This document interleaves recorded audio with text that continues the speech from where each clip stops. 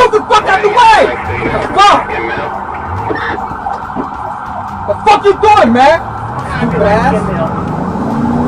Fuck, man. This move successfully shook off the closest police car, making Officer extremely furious on the spot. And at this moment, since Watson had already driven out of Pleasantville and entered Atlantic City, which involved cross-jurisdictional enforcement, Atlantic City Police, based on the request from the Pleasantville Police Department, dispatched 2 nearby police cars to assist in the interception, bringing the total number of police cars pursuing Watson to 8.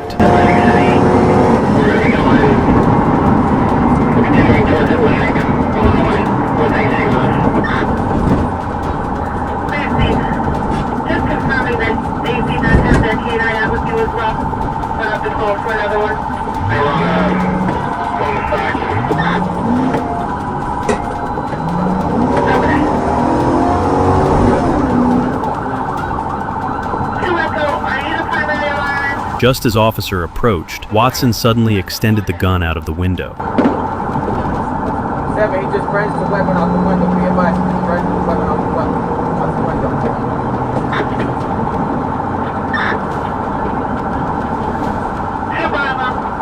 And at this time, there was a large number of citizens inside the city, so for safety reasons, officers slowed down to maintain a safe distance. Just as officers were at a total loss regarding this interception, the situation took a dramatic turn.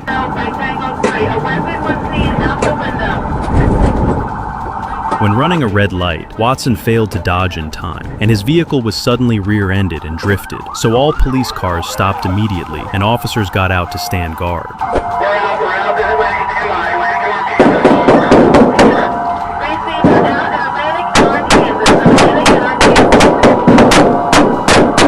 With his knee weakness shot, Watson's massive body crashed to the ground, and he originally wanted to take another puff of a cigarette to end it all.